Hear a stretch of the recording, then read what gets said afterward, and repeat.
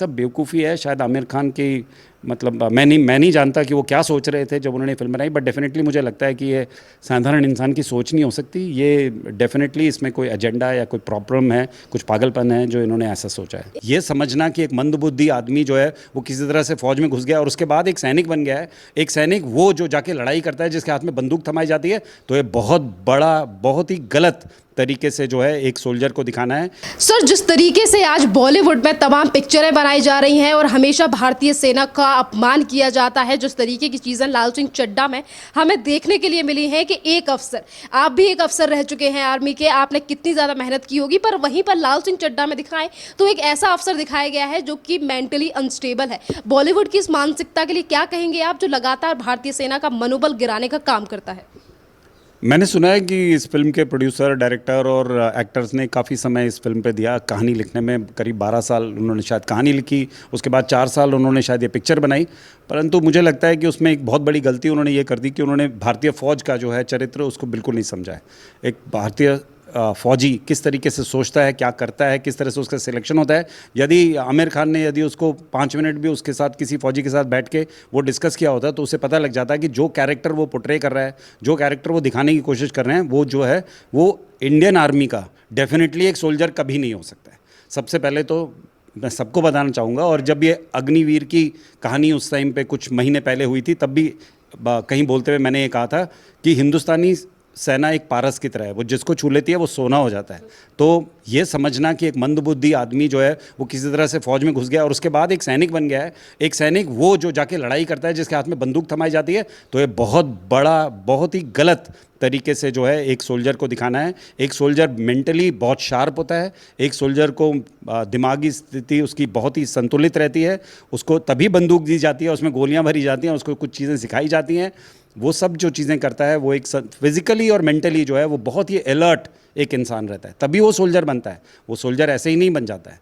तो आमिर खान जी को केवल मैं इतना ही कहूँगा कि आमिर खान जी, काश आप किसी के साथ बैठ के एक बार ही समझ लेते कि भारतीय सोल्जर की क्या क्या खूबियाँ हैं, क्या भारतीय सेना उससे एक्सपेक्ट करती है और किस तरह की वो ट्रेनिंग में जाता है। कुछ सोल्जर से मिल ही लेते तो शायद वो समझ जाते कि भाई जिस चीज़ को मैं पोर्ट्रे कर रहा हूँ, जिस तरीके से मैं दिखा रहा हूँ, वो सरासर गलत है और डेफिनेटली वो भारतीय सेना की बहुत बड़ी एक तरह से इंसल्ट है। और सर, इसी पिक्चर को लेकर आज देश की जनता अगर सवाल उठा रही है इस फिल्म को लेकर, किस तरीके से देख रहे हैं? क्योंकि आज जनता का रोष है काफ़ी ज़्यादा इस फिल्म में, जिस तरीके से भारतीय सेना का अपमान किया गया है।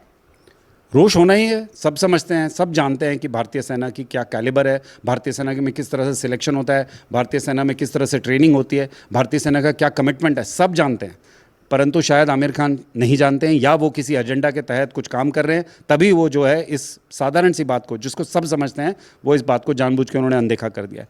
और मैं शायद नहीं समझता बाकी सब चीज़ें, परंतु मैं इतना तो ज़रूर डेफिनेटली इस बात को मैं बहुत ही हास्यास्पद मानता हूँ कि उन्होंने ये भी नहीं सोचा कि आर्मी का जवान जब भर्ती होता है उसका एक एक्सट्रीम मेडिकल होता है, जिसमें उसका हर चीज़ की तरह हर चीज़ पे चेकअप होता है।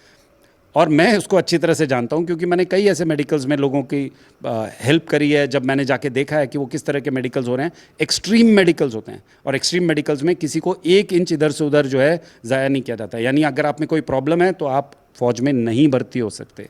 तो ये तो सिलेक्शन की बात है। जो सिलेक्शन में ही इतने आप जो है फौजी जो है इतने इतने डिटरमिन्ड है, इतने स्ट्रिक्ट हैं, तो फिर ये एक्सपेक्ट करना कि फ़ौज में लेके वो आदमी जो है इतने साल फ़ौज की नौकरी कर पाया और फ़ौज के लेके फिर उसने लड़ाई में भी पार्टिसिपेट किया, ये सब बेवकूफ़ी है शायद आमिर खान की।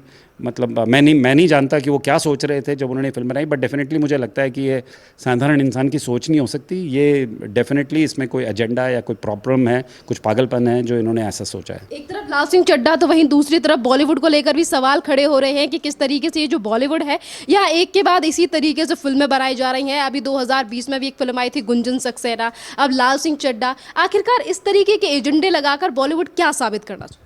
देखिए, मुझे कई बार ही लगता है कि बॉलीवुड के सब लोग समझते हैं कि बहुत पैसा आ जाने से तुम में बहुत अकल भी आ जाती है और बहुत एक्सपीरियंस भी आ जाता है, परंतु ये बिल्कुल बिल्कुल गलत है, हास्यास्पद बात है। ठीक है। और यदि भारतीय सेना के बारे में किसी को सीखना है और कुछ बनाना है, तो ये बहुत ज़रूरी है कि वो भारतीय सेना के साथ जाके उस चीज़ को समझे, उनसे उनकी बातें करें, उनसे सच्चाई जाने और फिर उस सच्चाई को पिक्चर पे दिखाएं। देखिए, आप जो पिक्चर बनाते हैं वो आप भारतीय समाज में हर जो कॉमन इंसान है उसको दिखाना चाहते हैं। आप उसको यदि भारतीय सेना की करेक्ट इमेज पोर्ट्रे नहीं करेंगे तो अपनी सेना के बारे में क्या सोचेगा? तो ये एक तरह का जो है सेना के प्रति जो है ये एक तरह से इंसल्ट का भाव है। यानी आप सेना की जो इमेज दिखा रहे हैं अपनी फौज अपने पिक्चरों में, वो एक्चुअली सेना है ही नहीं। परंतु साधारण इंसान जिसका फौज के साथ बहुत कम कांटेक्ट रहता है, वो तो यही सोचेगा कि भाई यही होता है। साधारण में मतलब फौज में भी मंदबुद्धि सोल्जर्स होते हैं, या फौज में गुंजन सक्सेना जैसी इंसिडेंट्स होते हैं जहां पर दिखाया जा रहा है कि भाई गुंजन सक्सेना एक एविएटर, एक औरत हेलीकॉप्टर पायलट होते हुए भी उसके अगेंस्ट बहुत सारा क्रिटिसिज्म। जब मैंने वो पिक्चर देखी, मैं क्योंकि एयरफोर्स में खुद एक पायलट 34 साल तक रहा हूँ, तो मुझे इतनी हंसी आई कई चीज़ों पे, तो मैं उठ के जोर जोर से हंसने लगा। मैंने बोला ये पता नहीं कहाँ का ये इमेजिनेशन है, किस आदमी ने ये ऐसा सोच के लगा है। एसएसबी का जो उन्होंने पोर्ट्रेयल दिखाया कि वो टेबल पे लोग कूद रहे हैं, उस तरह से बातें चल रही हैं। मतलब ये एक तरह से जिसने भी एसएसबी दिया है उसको पता है कि ऐसा कुछ नहीं होता है।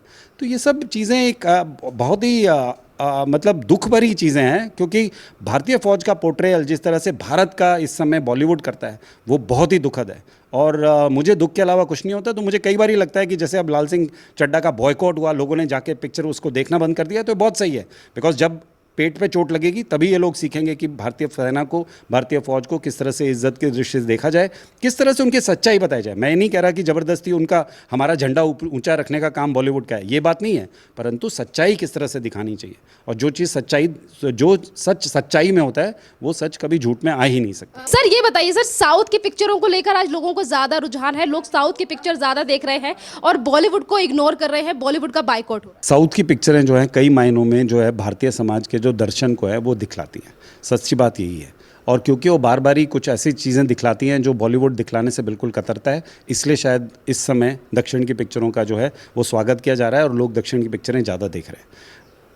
बाकी पर्सनल आई एम श्योर कि सिनेमाटोग्राफी और डायरेक्शन और कहानी पटकथा, ये सब चीज़ें भी शायद साउथ की फिल्मों में एक तरह से एक नया रुझान लेके आई हैं। तो वो जब नए तरीके से कुछ नई चीज़ें करते हैं तो उससे लोग जो हैं प्रसन्न होते हैं। जैसे बाहुबली थी, बाहुबली एक पाथ ब्रेकिंग फिल्म थी, जो बॉलीवुड में ज़्यादा पैसे होते हुए किसी ने बाहुबली नहीं बनाई, बाहुबली बनाई फाइनली दक्षिण के एक प्रोड्यूसर ने। तो उसी प्रकार से RRR बनाई, वो भी दक्षिण के एक प्रोड्यूसर ने।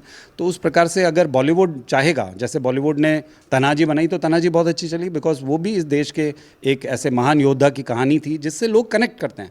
तो जब लोग कनेक्ट करते हैं तब वो लोग पिक्चर देखने जाते हैं। अब आप लाल सिंह चड्ढा दिखाएंगे जिससे कोई कनेक्ट नहीं करता, तो फिर कहाँ से पिक्चर चलेगी। लाल सिंह चड्ढा का आपने जिक्र किया सर, लाल सिंह चड्ढा में तो आमिर खान ने एक सैनिक का रोल किया है और उसमें वो लास्ट में एक आतंकवादी को बचा लेते हैं। और क्या एक भारतीय सैनिक को पहचान नहीं है कि कोई हमारा दुश्मन है, कि कौन हमारा दोस्त है? इस तरीके की चीज़ें दिखाने की कोशिश क्यों की गई है फिल्म में? मैंने पहले भी बोला कि आमिर खान को बहुत सीरियसली अपने आप में सोचना चाहिए और बहुत सीरियसली जाके किसी फौजी से बात करनी चाहिए, बिकॉज उन्होंने जो पोर्ट्रेयल एक इंडियन सोल्जर का उसमें किया है वो बिल्कुल ही गलत है और एक्चुअली वो भारतीय सेना की तौहीन है और कुछ नहीं। जनता की तरफ से ये भी सवाल है सर कि बॉलीवुड में तमाम पिक्चरें जो बनाई जाती है उसमें कहीं ना कहीं पाकिस्तान को सही दिखाने की कोशिश की जाती है। जैसे कि इसमें आतंकवाद को भी सही दिखाने की कोशिश की है कि एक आतंकी को बचाते हैं आमिर खान, उसके बाद वो एक सही राह पर चलता है। तो मतलब भारतीय सेना को बदनाम और पाकिस्तान को ऊंचा करने का झंडा क्यों ले रखा है बॉलीवुड ने हाथ में? ये आमिर खान से ही पूछे ये ऐसा क्यों ले रखा है, बिकॉज मेरे हिसाब से तो ये बिल्कुल ही गलत है। पाकिस्तान का सच क्या है सारी दुनिया जानती है, पाकिस्तान की सिचुएशन क्या है सारी दुनिया जानती है। पाकिस्तान हमारे समय ही आज़ाद हुआ था, आज किस परिस्थिति में है ये पाकिस्तान की जनता का और पाकिस्तान के रूलर्स का, पाकिस्तान की पॉलिटिक्स का, पाकिस्तान की आर्मी का, ये पाकिस्तान का ही आपस अपना किया धरा है। जो जिस सिचुएशन में पाकिस्तान है उसी तरफ आप भारत को देख लीजिए। भारत एक अलग ही मुकाम पर खड़ा है, आज भारत एक अलग दिशा में चल पड़ा है।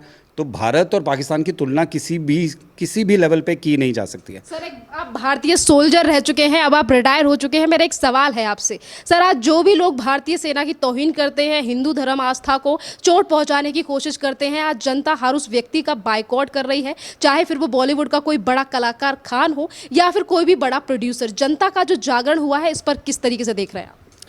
देखिए ऐसा है कि समय समय पर देश में बदलाव आते रहते हैं और यदि हम अपनी देश के इतिहास को देखें तो 1947 से लेकर आज तक जनता में बहुत बदलाव आए हैं। जनता में इस समय एक नया जागृति हुई है जिसमें जनता को अपने सामाजिक दायित्व का एहसास धीरे धीरे होने लगा है और उनको ये समझ में आने लगा है कि उनकी आवाज़ जो है वो बुलंद होनी चाहिए। इसमें IT, कम्युनिकेशंस, इनमें इन सब चीज़ों का भी बहुत बड़ा हाथ है। एक बार ये सब आ गए हैं, जनता के हाथ में ताकत आ गई, तो जनता अब दिखा रही है अपनी ताकत। और जनता केवल पहले क्या होता था कि 5 साल में एक बार जनता अपनी ताकत दिखाती थी, अब सोशल मीडिया के हाथ एक बारी आने से क्या हो गया है कि जनता को हर बारी अपना मत देने का अधिकार हो गया है। और कई लोगों को पसंद नहीं आता, कई लोगों को इस बात से बहुत चिढ़ है कि किस तरह से सोशल मीडिया में एक साधारण इंसान जो शायद इनकम में बहुत कम है, शायद स्टेटस में, जिसको हम इस देश में पता नहीं क्या इतना बड़ा माना गया है, स्टेटस में बहुत कम है, वो उसका मत जो है हमारे मत से फ़र्क कैसे हो सकता है? हम पढ़े लिखे हैं, हम ज़्यादा जानते हैं, हम तो ये हैं, हम तो वो हैं, भाई हम 30 मार्क खाए हैं, हम उस साधारण इंसान से ज़्यादा जानते हैं। जब आप ऐसी बातें करेंगे तो वो साधारण इंसान ऑब्वियसली जो अपना मत है वो हमेशा रखेगा,